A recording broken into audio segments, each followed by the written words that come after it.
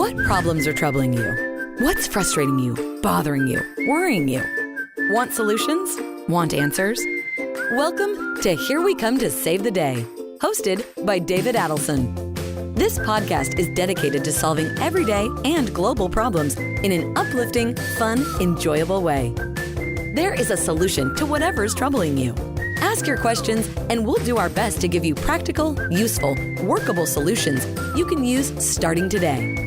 Join us now with David's special guest experts who will share their own experiences, life lessons, and practical strategies for creating the life you long for.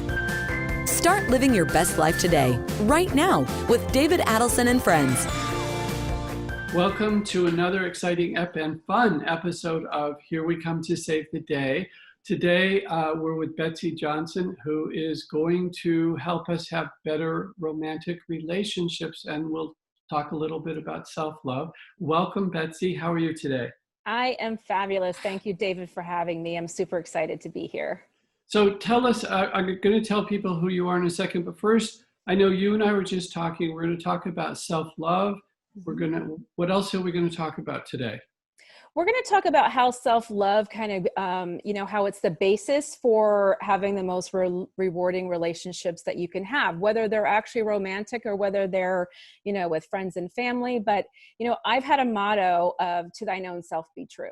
And I've been on a mission for the last couple of years to really know myself and know who I am and to be working on a steady path of personal growth. And, I've kind of just happened more so into this the romantic relationship realm, but, really, this is for everyone. And, it's one of my passions. I really believe in it. And now it's kind of branched into my dating life of dating more on a soul level as opposed to a human level.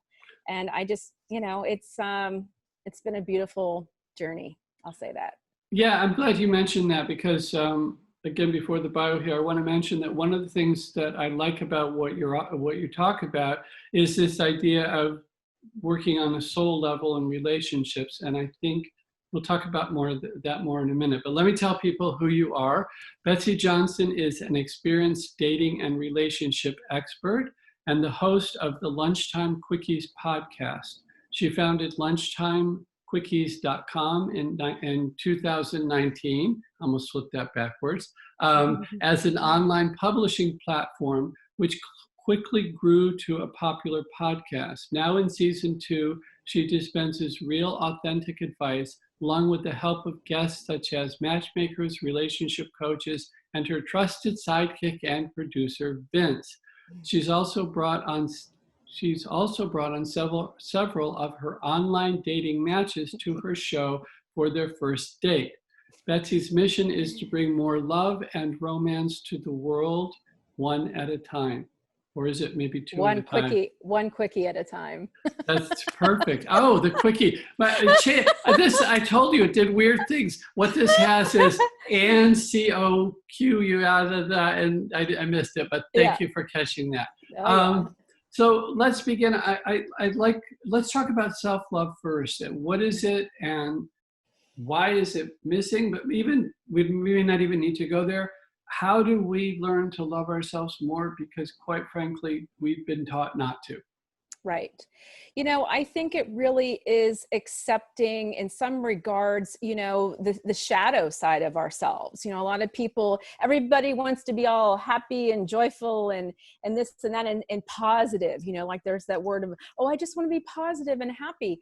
But, I think like what has brought us to where we are today is all of the experiences that we've had, and we've all had crappy experiences along the way. Let's face it, right? And those are the shadow sides of ourselves, of really digging deep into, some people struggle with narcissism. Some people struggle with,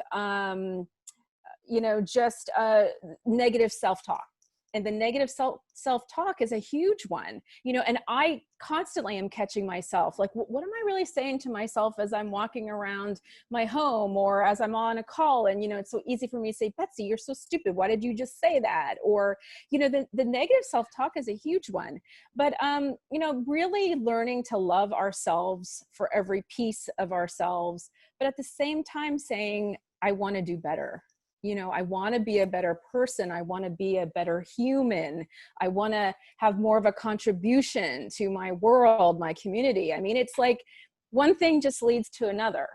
And in relationships, I've been saying, and a lot of experts will say the same thing, how can you truly have a rewarding relationship if you don't love yourself first?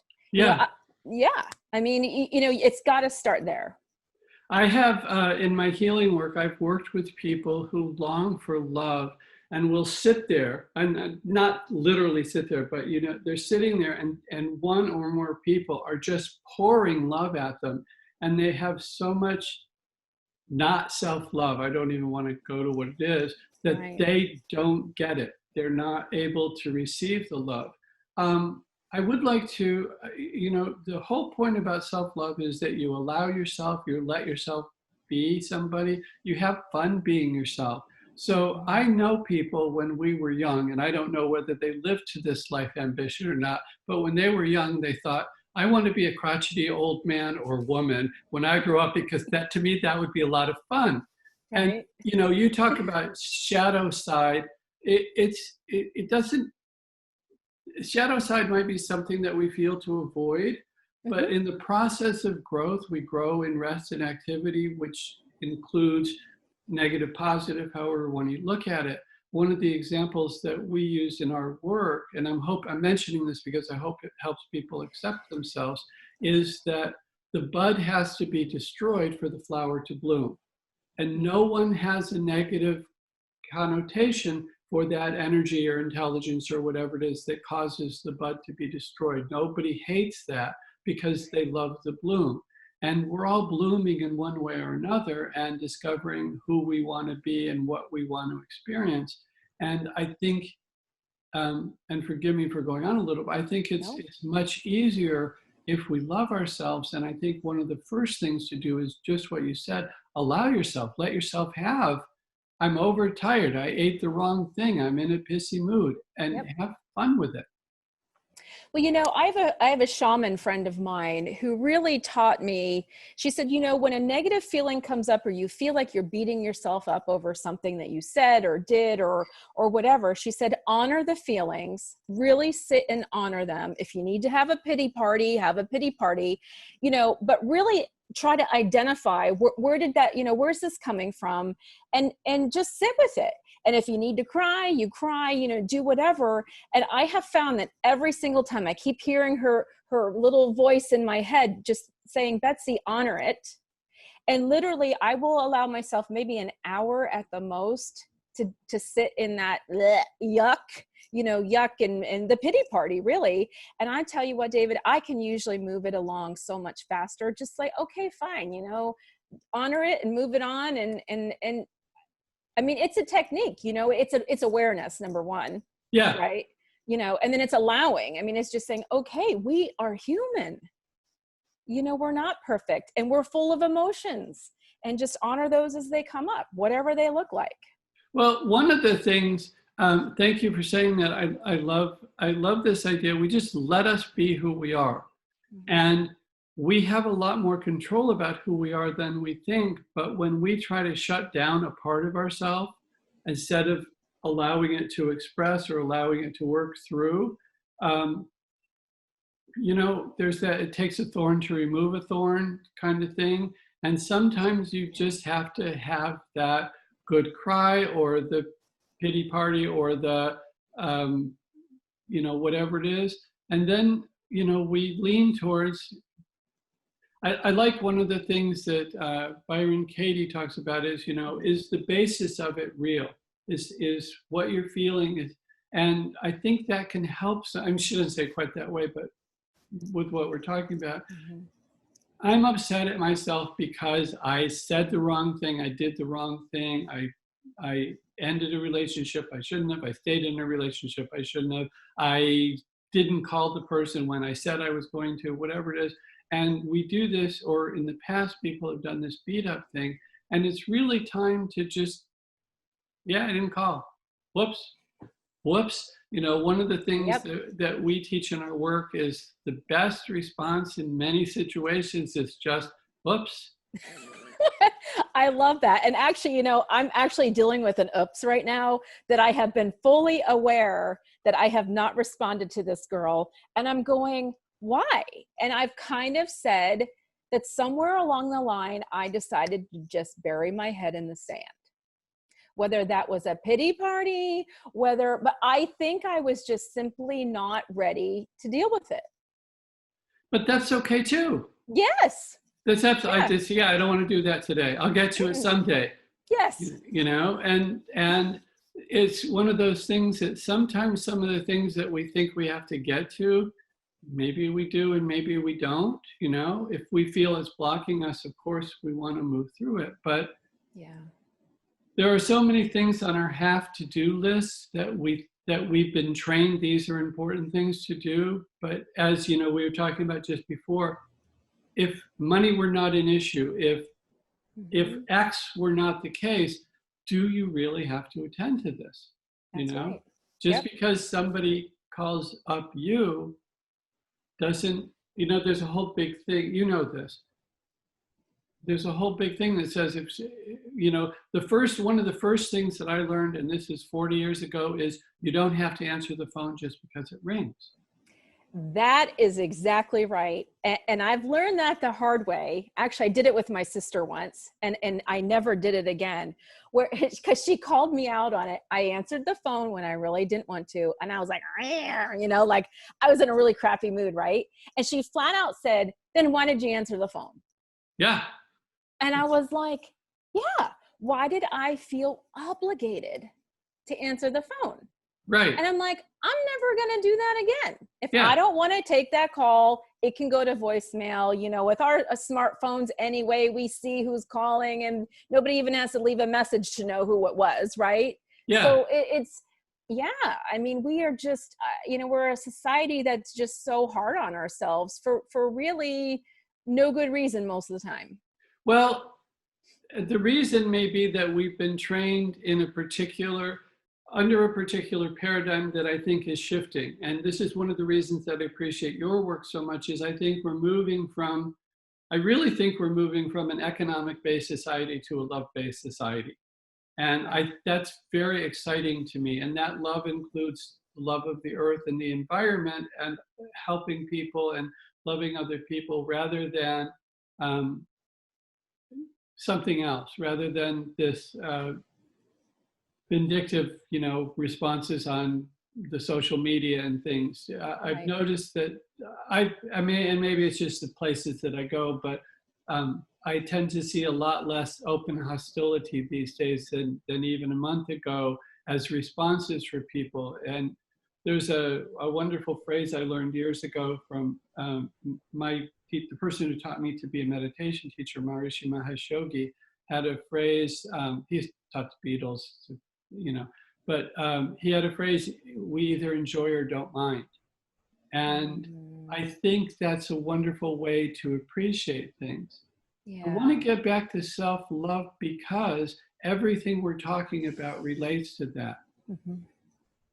Is the phone ringing and I'm in the middle of a project, is answering that phone, how does that serve me? How does that serve? Can you talk about that for a couple of minutes? And maybe other examples than the phone.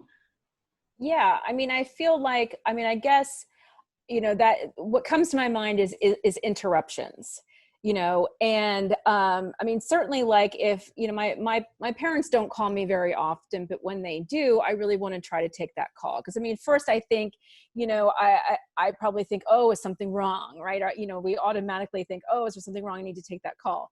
But I think when it comes to a business perspective and somebody's calling, I struggle with focus.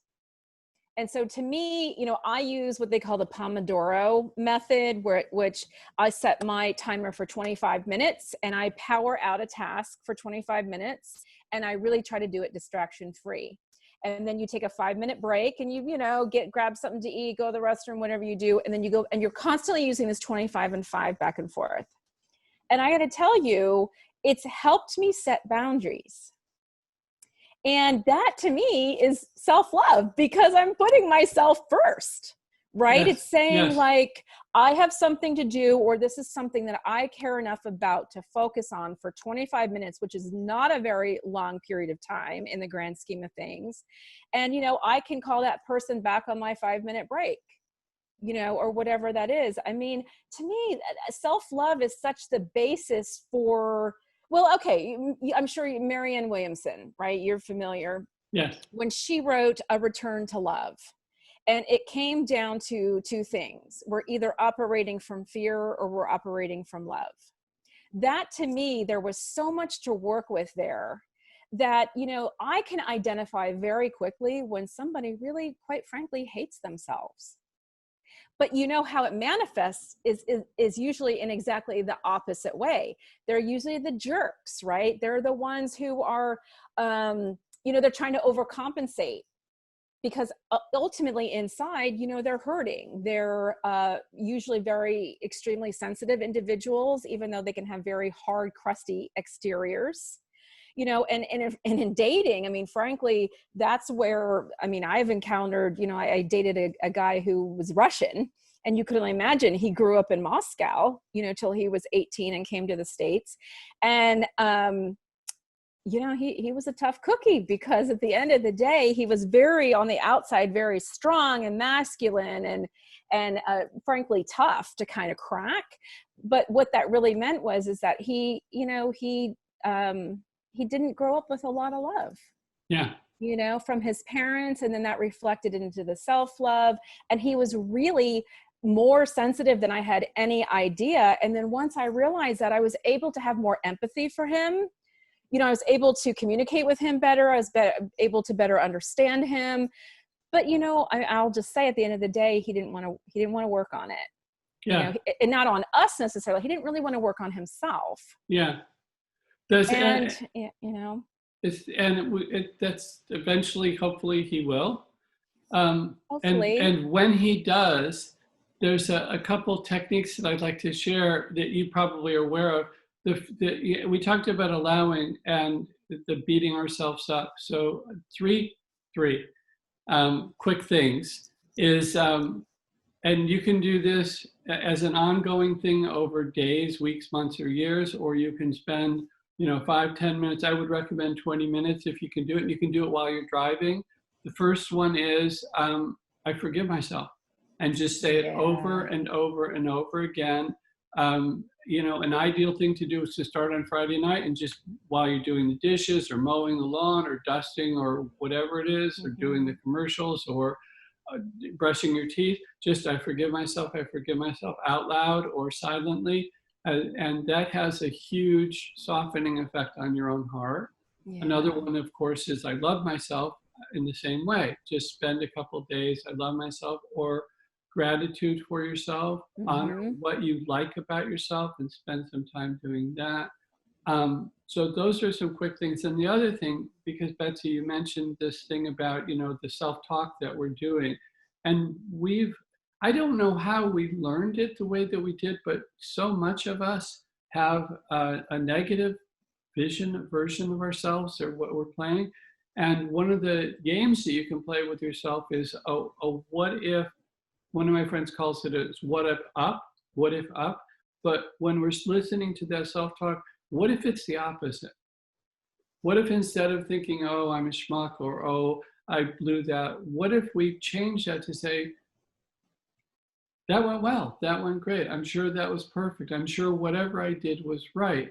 You talked earlier, Betsy, about not getting back to somebody, and you worry about it, but what if that's exactly, from a cosmic perspective, exactly the right thing? What if you're not getting back to her because the information that you have for her, she's not ready to receive, just as your Russian friend wasn't ready to receive what you were offering him at the time that he was there? And maybe he has by now, I don't know.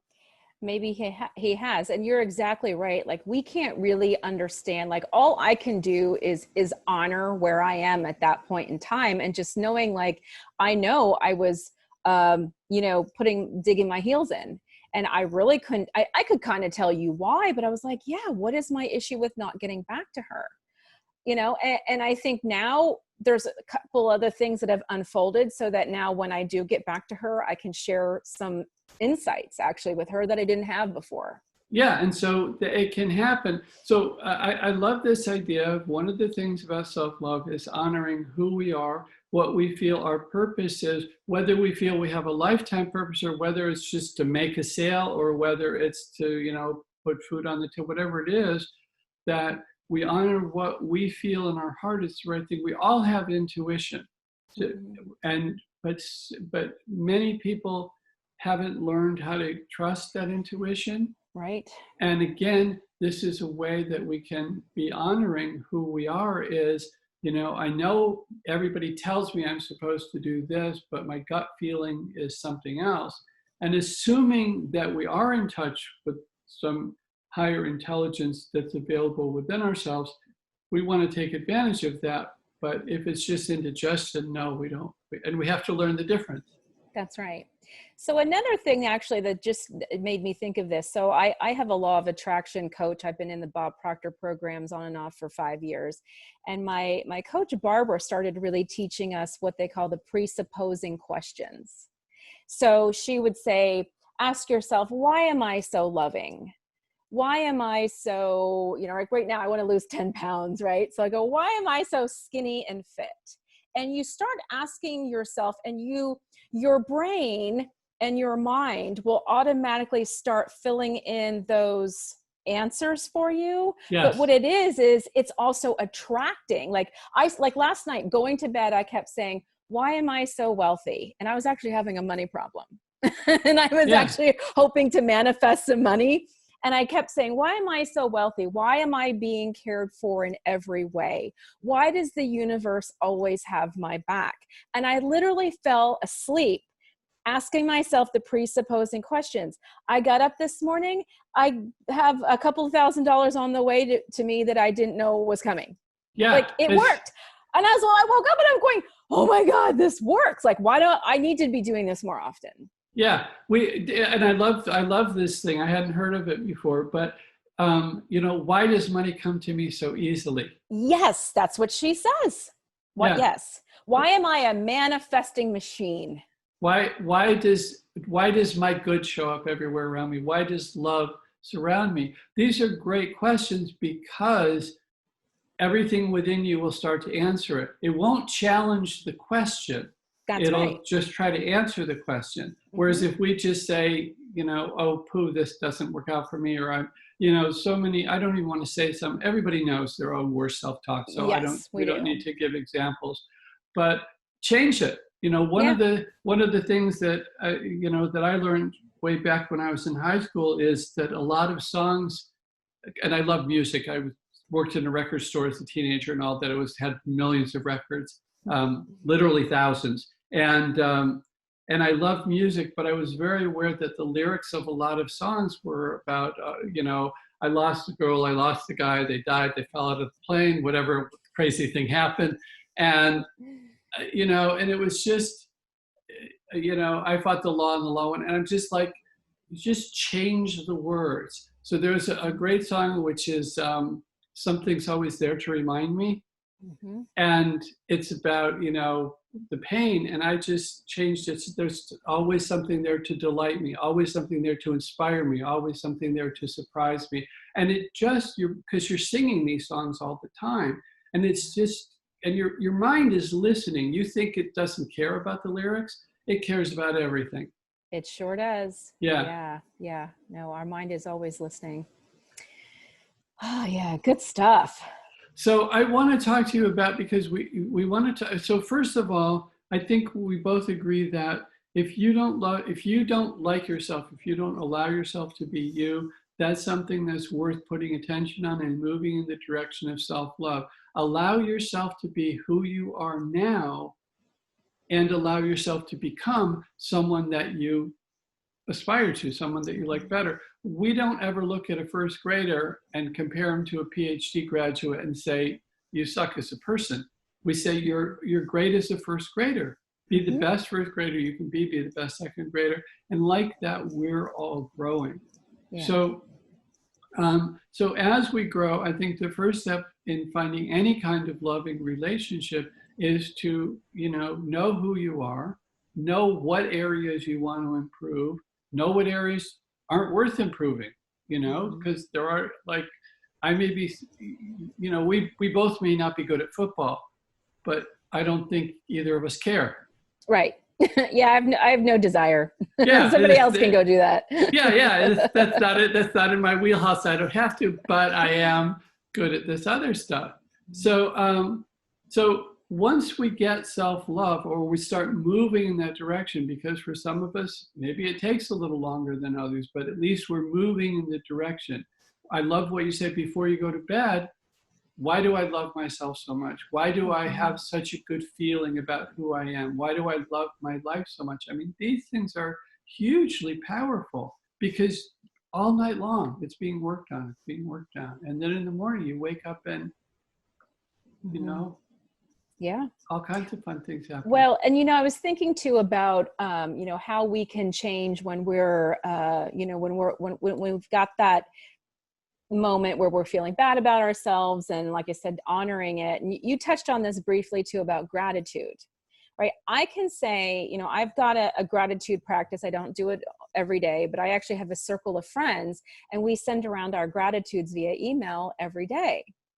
And I will tell you that those emails are so, they're my most favorite part of the day to read someone else's and what they're grateful for.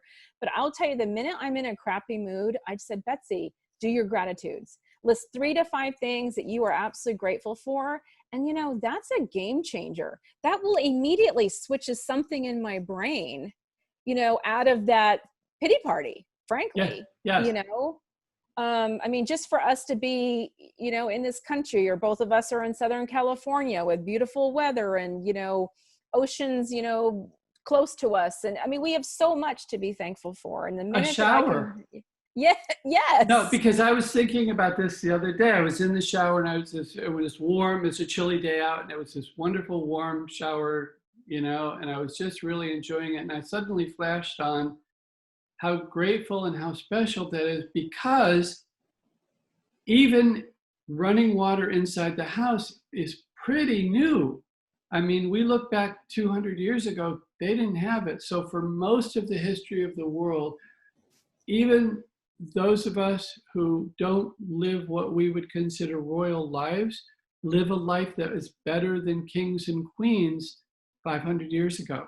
Yeah. And so this is this wonderful thing that most of us, we take a shower every day, or however often we take it, and we just, okay, now I'm doing it. Now I shower, now I brush my teeth, now I do this, now I use my electric razor. And we don't think, the way they used to do it is they took their Bowie knife and they scraped, or what did they, in the ice cold stream, or they had to go outside to the outhouse, which in the middle of winter could not have been fun, and so we live, for anybody listening to this podcast who has the technology to do so, has got to be living in a state that was unimaginable, in some cases even 50 years ago. That's right. And so we have a lot to be grateful for when we put our attention there. And just as you say, when you notice that, there was a book I read a long time ago. I can't remember if it was The Science of Success or The Science of Being Great, but by Wallace Wattles. And one whole chapter was, whenever things aren't going your way, spend 2 days in gratitude, and it'll turn everything around. And I thought, that's another one. You just 2 days in gratitude for whatever it is, for the food, for the hot water, for the dishes, for the whatever it is. Well, and I got to tell you that after I got the email this morning saying that I had, this money on the way, I really said, I knew I was meeting with you today. I had some other calls I want to do, but I literally said to myself, all I want to do for the rest of today is sit in gratitude. Yeah. Because I really am that incredibly grateful for what happened this morning. I mean, I'm like, want to do the happy dance everywhere. Because you can do it. We're on video if you'd like to do it. It's absolutely fine. So, and I'm glad we're getting this cleared up, because I really think that the basis of a relationship with anyone, and again, you and I were talking about this before, is if you can't allow yourself to love yourself, how likely are you going to believe it when someone else tells you that they love you? That's right.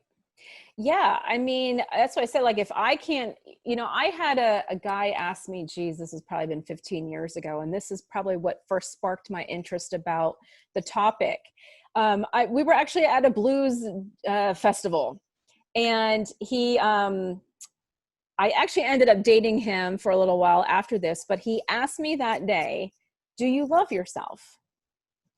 And it was the first time that anyone, and I was pretty young, first time anyone asked me such a poignant question. And I turned to him and I said, yeah, I do. And he said, good, great. Like, and I feel like he's asked that question several times and didn't get that same answer. Oh, I'm sure. So I felt like we automatically had a basis kind of to work with. And we dated for a couple of months or whatever. But that was when I really felt like, okay, there's definitely something to this. And then I ended up reading Marianne Williamson's book, maybe a couple of years later. And yeah, I mean, I just think that I don't know really how someone can have the most rewarding relationship and the most loving relationship that I think most people desire without this first being the case, or that you're working towards it. Yeah, there was a friend of mine was watching one of her friends' child, a 5-year-old girl, and they were at the post office one Saturday morning. This was, I don't know, she told me this story 10 years ago, so it was, before that. And while they're waiting in line at the post office, and it's this moderately small town post office, the 5-year-old girl is trying to do cartwheels. Somersaults or cartwheels, one of them, but she can't quite do it.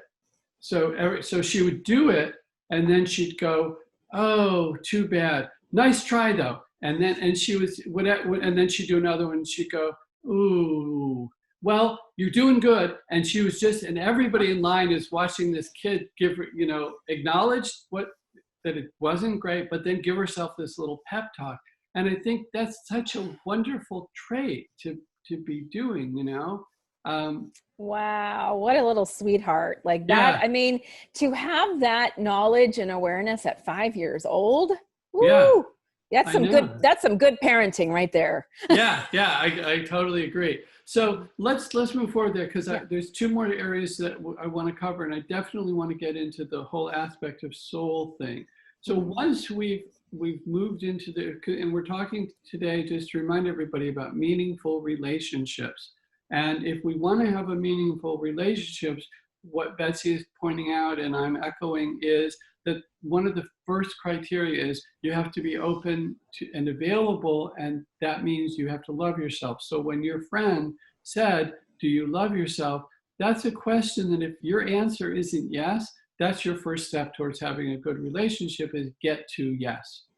And now once we have that though, then we want to move into how do we get a good relationship. And I love this idea that you're talking about soul relationships, because so many people that I know, and again, we're not talking like yesterday, but they would have the list of their ideal partner. And it may include all this external things. It may include height, or whether they have a beard or don't have a beard, or eye color. It may include the type of job, or certainly income, or religion, or so many of these things.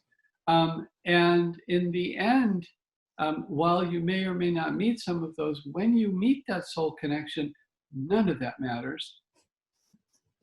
Yep, you're exactly right. I mean, I've been dating a guy now since mid-January, and really what sparked our connection was and this was online, it was actually on the Hinge app, and you can put in, like he said, spiritual, and that, was important to me. And so I said, oh, tell me about that. And he said, well, I did some Eckhart Tolle, Power of Now, and which is fabulous. Like, I love that book, and I'm a huge Eckhart Tolle fan. And I said, okay. And I felt like we had a basis right there to really work with, because we were kind of talking the same language. On the other hand, if I've got someone who's basically like agnostic or, like atheist, I cannot even remotely go there because I've been on such a spiritual path and, have done, frankly, had some out of body experiences, done some pretty deep, I'm probably what they would say transcendental meditation is probably what it was considered. And I didn't even know that's what was happening. But, I've really had some beautiful, incredible experiences, and I can't deny that. And I can't deny the importance of bringing that into a relationship where I just know that, we're not alone and that we have a lot of support from, whether you want to say above or the other side or, whatever. It's just that we've got support. Yeah, and I think this brings up a lot of things. The real key to, and you're the love expert, so here's what I'm thinking, and you can tell me if this echoes with what you feel is true. It's about how the relationship makes you feel about yourself and life and the world and God, the divine, or whatever. Mm-hmm. And I think, yes, you need to have a common ground. And one of the things about a relationship is we're going to grow. We're going to continue to grow no matter what. So we want to find somebody that we can grow with, and not just as you talked about how some people have their tendencies, their beliefs, however their view of the world is, it's not open to the possibility of changing in a direction that can support people. How do you feel about that? Well, yeah, absolutely. I just, I have redefined or I think the term love has been redefined in the grand scheme of, love is more compassion, right? So if someone's really just doesn't have a basis of just knowing that, I don't know, like I feel love from everything. I feel it from the other side. I feel it from my cat. But it's also what I'm giving out, so it's kind of like, I feel really bad. I think it's very tragic when someone, is very closed off and, and I don't really want to get into the religion of saying, oh, the atheists don't believe in that. I don't really know. I think it's a very personal thing, but spirituality is really important to me because I have truly experienced love on so many levels. And I frankly want to share that with my partner. I want that person to know the love I've experienced, whether that was in a meditation or, you start looking at the people that you're surrounding yourself with. My coach, she says, well, you are the average of the 5 people that you spend the most time with. And the first time that she told me that, I looked at my 5 and I was like, oh boy, these are not the people I want to be spending my time with. Right. So I started changing up my circles and I really started bringing in more of people that were working on themselves, that were, improving and giving back. And, that were, involved in their communities, that weren't so selfish, weren't so self-centered. Even if I tended to go that direction, that's not really how I wanted to go. And I said, wow, I really have some changes to make. And I look now at my 5 from where they were 5 years ago, completely different, and one person might come and go here and there, but it's like who are we attracting? And I think in dating, it's like, who are we attracting? It's really, you start seeing, what they call the mirror, right? And I'm very aware of when I've met someone who's reflecting something back to me that I don't like. Well, that's something that is in me, not in them. Yeah. So, I've learned a lot, and I can't wait to learn more because I'm never going to stop. And I think I want somebody who just says, yeah, let's keep going. What else can we do? And maybe, he can do his, it doesn't have to be the same path as mine, but at least it's something moving forward, and that he's getting, frankly, more air under his wings because of it. I love what you said. Thank you for that. I love what you said about, looking at, you found this person through an online app, and then there was a key word. And I know we're talking a lot in what may sound like abstract things, but there are some very practical steps from here. So if you're in a relationship, we've given you a bunch of things that you can do to improve the relationship, starting with yourself. I want to go in two directions here. One is, if someone is looking to get into a relationship, what are the next steps that you feel that they should take? And what I loved about was that you effectively did a keyword search for a person. I want to find somebody who has the same interests in me, and spirituality is one of them. And then you did the absolutely perfect thing, which, what does that mean to you? Yep. Because yeah, I mean, that was the first phone conversation that we had. And I said, tell me about that. Yeah. And he did. And I was like, okay, yeah, we've got something to work with here, is basically what I said. Yeah, because somebody could have a completely different definition of it, which I have found that some people, which we don't need to go into as part of this, but so one of the things that I'm hearing from what you've said using your example is that find the people who match what you're looking for, what resonates with you, is something that you have some common ground to work with, that we want to be growing together. So do you work one-on-one with people, or how does that? Well, what's interesting is that really up until this point, I haven't, but I keep getting requests.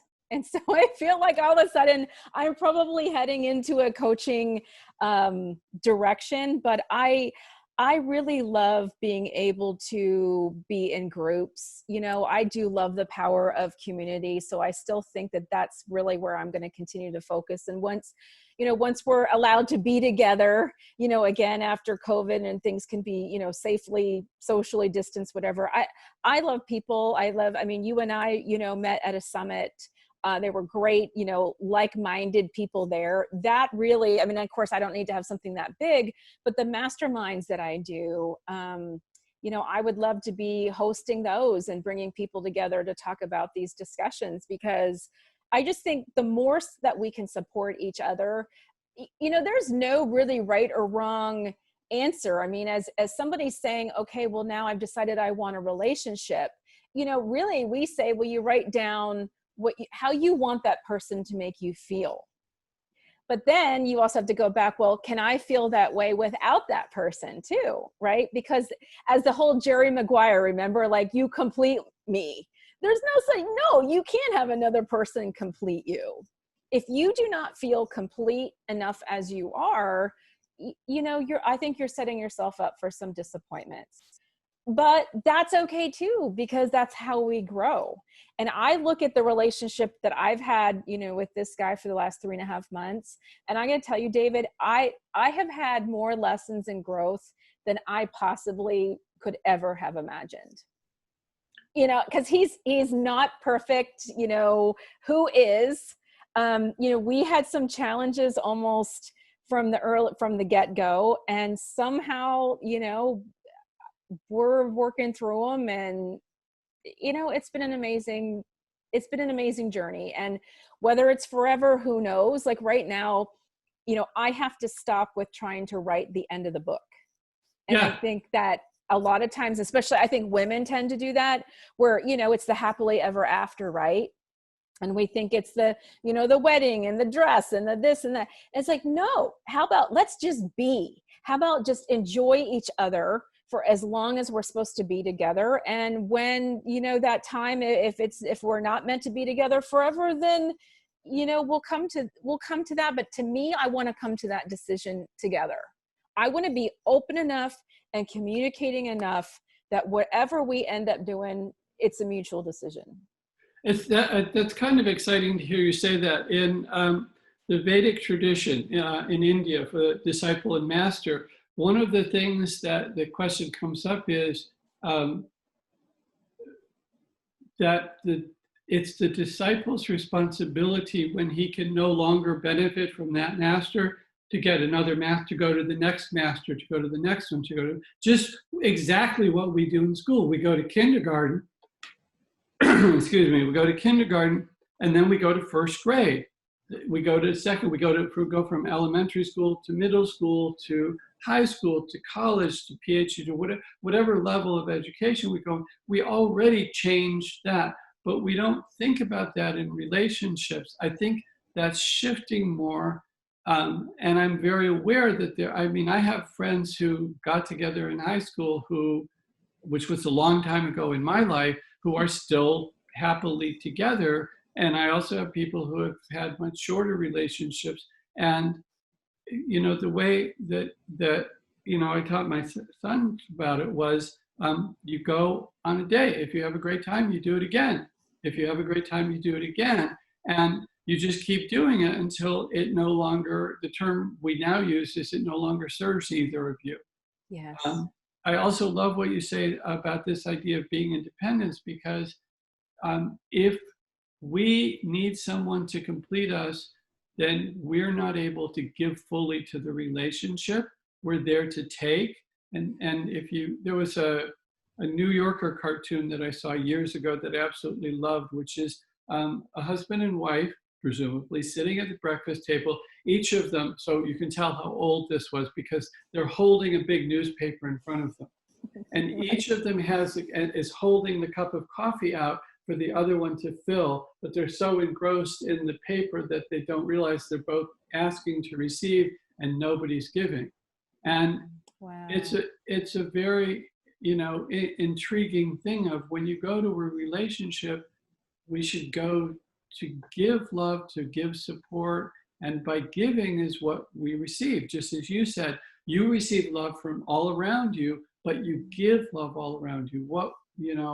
The money that we spend comes back to us. The energy that we put out comes back to us. Yeah. And also in the same respect, my shaman friend taught me about an equal exchange of energy.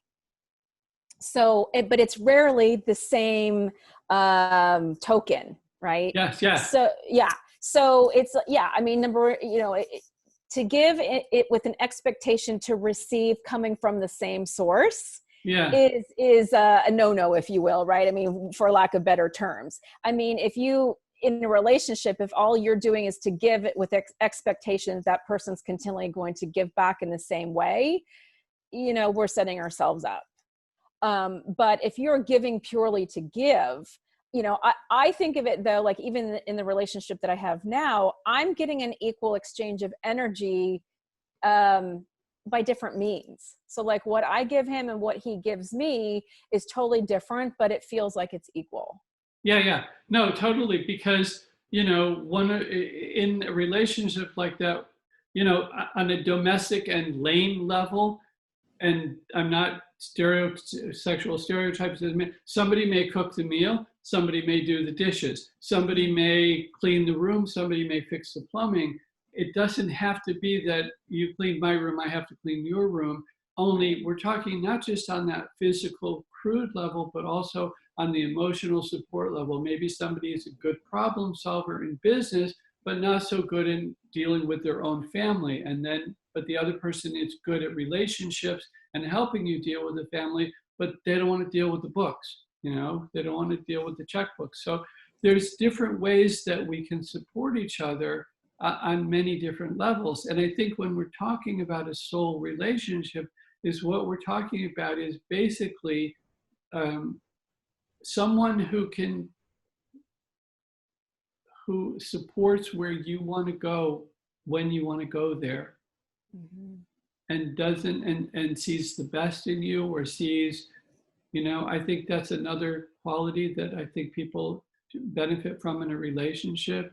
It's one of the things that you see you see in the movies you're used to see regularly is, in the beginning of the relationship, everybody's doe-eyed and in love with the other one. And then after years, the same things that thrilled them in the beginning are now.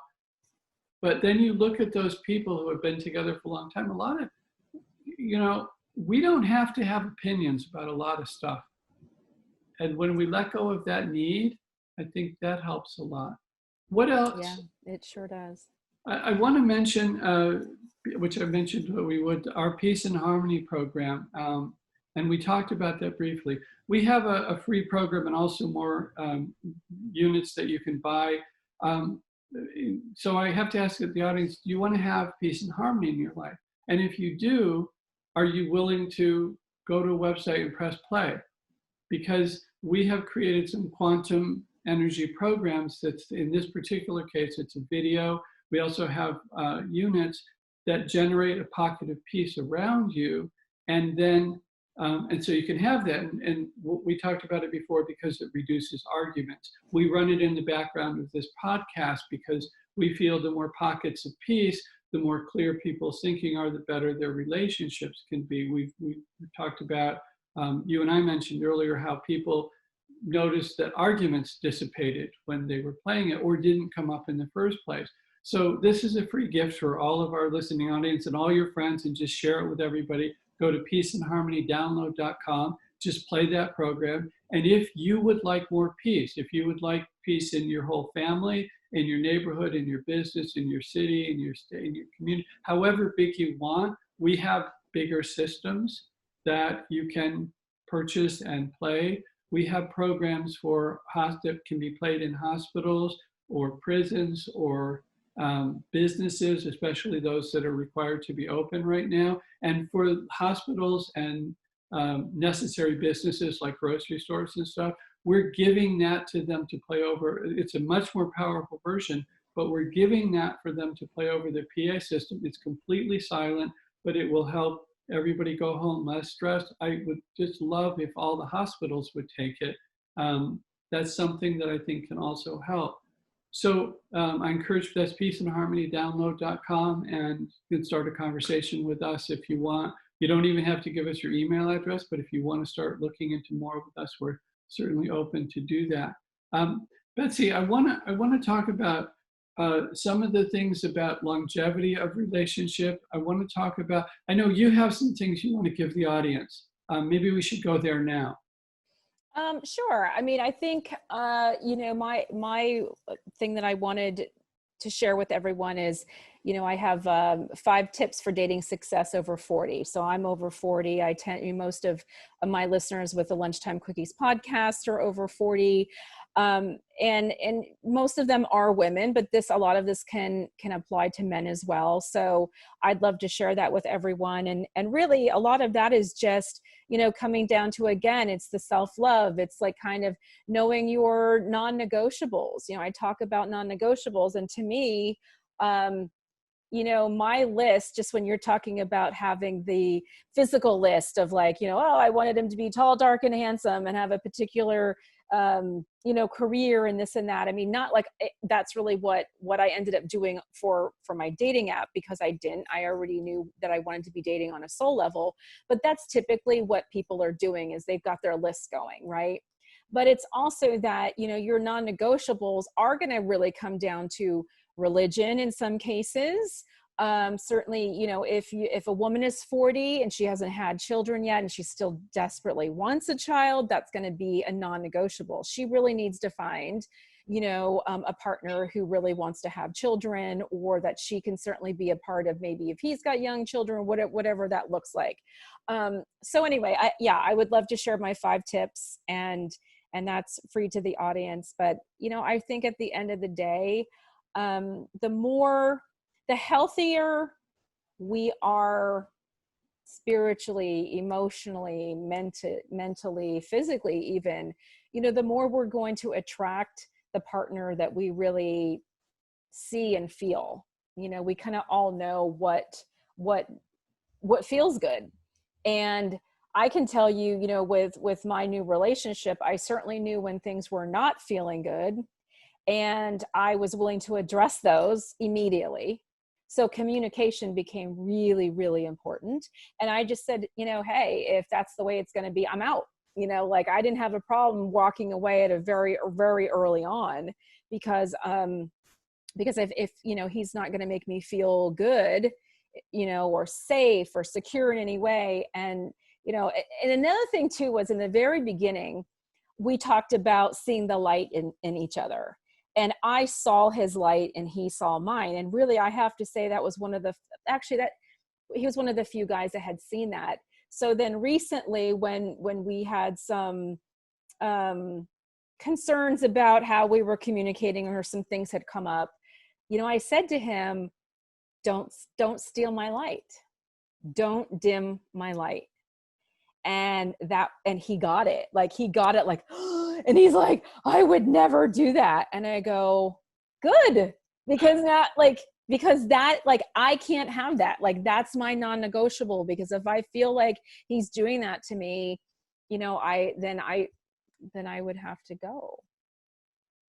There's a cartoon, or I can't remember where I saw it, but this couple is obviously meeting at the beginning, and one of them, and I honestly don't remember which it was saying to the other one, and how much work have you done on yourself to clear all the baggage so that you won't be bringing it, into this, that you won't be projecting things on me from your past.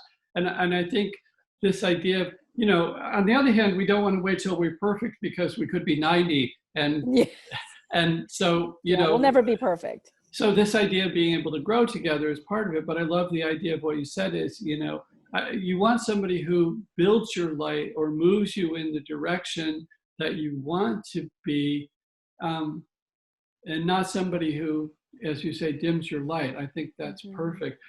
You mentioned that you're going to give people something free. You didn't tell us where to go. So would you tell us how we get that? Yes. Well, so actually I will include that. We'll include that in the show notes. And also you can find out stuff at the Lunchtime Quickies podcast link, which we can also include in the show notes. Okay. And lunchtimequickies.com is actually still the online publishing platform that I started last year, where people can submit a short story, true or fiction, that someone can read in 30 minutes or less. And that's how I came up with the Lunchtime Quickie. Oh, perfect. Okay. So good. So we'll have that. It'll be good to say it, because not everybody on the listening to the podcast will see the show notes. So right. Okay. Right. Yeah. So lunchtimequickies.com, it will be up there on the website. Perfect. Okay, good. I think there's a lot more that we can say about relationships, but to be honest, I think we've given people a lot to think about. This has been a very fulfilling conversation with you today, Betsy, and I'm very grateful for it. Maybe sometime we can have a little bit more, but I want to give you a little, I have some thoughts that, would you like me to share them? Yes. Okay. I think you should work in groups. I think you should put together a mastermind and figure out the finances, and however you want to do it. You can do it via Zoom or other things right now. But I think you would be excellent at leading a group. And I think, I kind of think it's inevitable. So I'm going to encourage you to let yourself flow in that direction. But I think that would be very good. And I think that will let you reach a lot of people very quickly. And I think people are open to this now. I honestly believe that this whole lockdown virus thing, whatever we want to call it, that we're going through right now, is actually a great blessing and a wonderful way for us for those who are open, to reevaluate what they've been doing with their lives. Because when you suddenly find you can't do it, you can't do it for a while. You know how when people who are working for 50 weeks a year, and then they go on their vacation, they're still working for the first half of the week. About Wednesday afternoon is when they stop working. But now we're being given an opportunity where weeks are going by, and we're starting to discover on our soul level, well, if money isn't an issue because I can't work right now, what is it that I want to spend my time doing? And, some people are deciding that they want to be alcoholics, and that's okay. And it's not, I'm not passing judgment, because, as a joke, somebody needs to be the town drunk, but I don't know. But no, they don't. But the point is that a lot of people are reevaluating. Do I want to go back to the grind that I have? Is there another way to have income? There's some very exciting mental thinking and shifting going on globally right now about a lot of the ways that we think the world should be. Nature's really put the brakes on us to stop and take a look around, and it's very, very exciting. And as I said earlier, I think we're moving towards a love-based culture, which will have a very dramatic impact on the way that we interact with each other.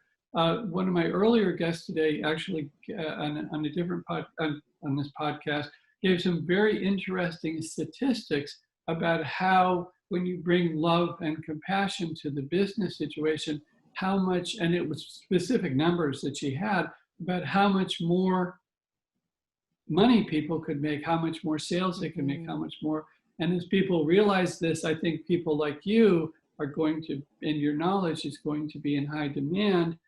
Plus you have a very outgoing and charming personality that people, and you can guide things, I think, in a good way. So that's just my two. Yeah, well, thank you, David. I appreciate that, and I couldn't agree with you more. I think that this time is, like I'm a big planner, and I love to travel. And it was like, every time you turn around like that, we were just wanting to plan the next trip, and all of a sudden we can't plan anything, right? I mean, I can't even plan next weekend, and because there's nothing like, where can we go? What are we allowed to do, right? And it's really forced me to think about, what do I really want? What do I really want to be focused on? And I think those of us that are aware are really seeing that this is this was meant to be. It's a big wake up call for the planet, for all of us. Think about how much healing has already happened with our planet.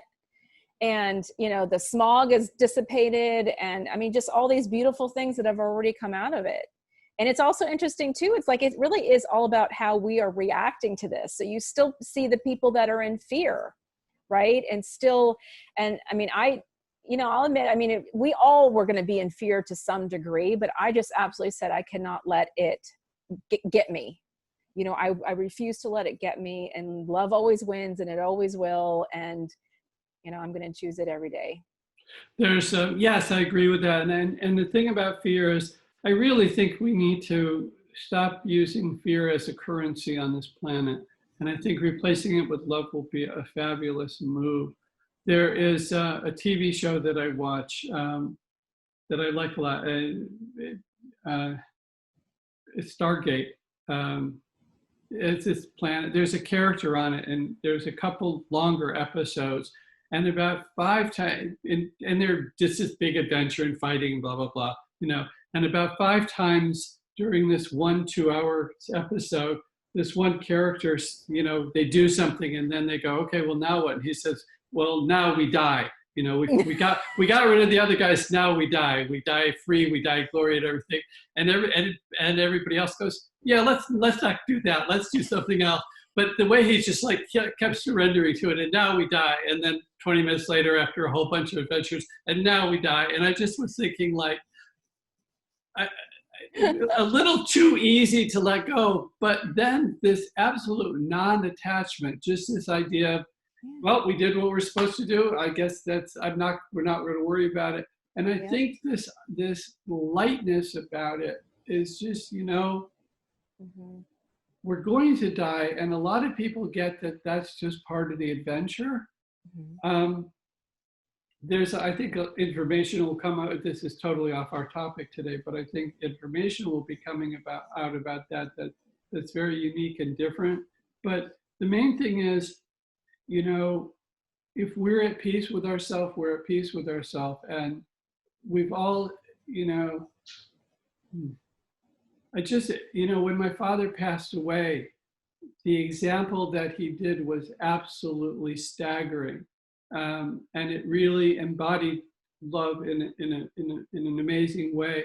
My mother and father, I should mention this. No, because I have something to say about that too.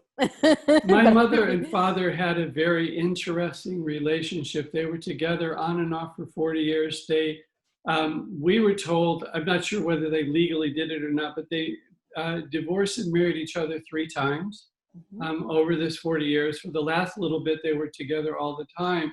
But a lot of that was, my mother was very socially involved. So she was, very much into civil rights and would go, was a very activist, and that was very activist in women gaining their independence and all of that. So I think sometimes she left because however much she loved her family, she couldn't be in the confines of that structure. But in any event, they'd been together for, I want to say, at least the last 10 years or something. And when he passed away, there was leading up to it. He had emphysema for years, but it turns out it was an aneurysm that finally got him. But he was in the hospital, and he had he had planned to stick around longer, and then he had this episode and realized he was going to go. And he then spent the next several days basically contacting everybody who he wanted to and saying goodbye to them. And then he waited. They were in California at the time, and the rest of the family was in other parts of the world. He waited until my sister and her husband showed up so my mother wouldn't be alone. And then he talked to them all he left within 15 minutes of when my sister got there. And what he said to my mother was, which I don't know that I can say without losing it. Yeah. He just said, hold my hand, and when I squeeze, kiss me goodbye. Wow. And she said, the fact that he stayed there, she knew he stayed there just so she wouldn't be alone. Yep. Very, very powerful, but huge embodiment of love and devotion. Yeah. Wow. Well, he was very intentional. Yeah, he was an amazing man. Yeah. He taught us that life was here to enjoy. His whole thing was we'd go out to a test or a driver's license or job and just have fun. Well, so I don't know. We didn't talk about this before, but I don't know if you're a fan of Abraham. So I'm a huge Abraham fan. Okay. And, that is basically Esther Hicks, channels what they call Abraham, the collective consciousness. And when I first learned about her and understood it, basically there's the physical and the non-physical. And when you really understand that there's such a short distance, like for us to leave the physical and go into the non-physical could be just like walking, through the door. And so that reframed death and dying to me in that very moment. And it took away all fear. It just took away anything that could possibly be seen as negative in leaving this physical world. And Abraham is like what they always say is, we are here to have fun. We really are here to have fun. And, that has just been, I went on an Abraham cruise a couple of years ago, 10 days in the Mediterranean, and it was life-changing. And, first of all, those people can party like there's no tomorrow, but we were like in workshops also during, like our sea days. And it really is beautiful. And when you can really sit and embrace that part of knowing, then it kind of changes our whole concept on, how we live our life. I look at my parents differently. I kind of helped my grandmother transition in a way, too. I mean, she was 92, but, I knew, she was holding on, and, I just said, Graham, you don't need to hold on anymore. And, I didn't see, to me, it was beautiful that she was able to pass, because obviously she was in pain, and we never want to see our loved ones, in pain like that. But it really does just reframe everything. When you can just see that it's beautiful, actually, enjoy what we have here, and we get a chance to do it again if we really want to. So I think this is a good place for us to end.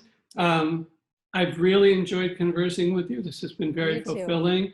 Thank you so much, Betsy, for being here. Any last words, anything you think we didn't cover that would be useful to people? I think we covered more than I thought we were even going to get to. I feel very full. I feel very complete. I feel blessed. I feel grateful. Thank you. This was beautiful. Thank you so much for being here. I'm sure we'll talk again sometime. Yep, absolutely. Okay. All right. Bye-bye. Bye. Thanks. Thank you for listening to another helpful, fun, and life-changing episode of Here We Come to Save the Day with David Adelson.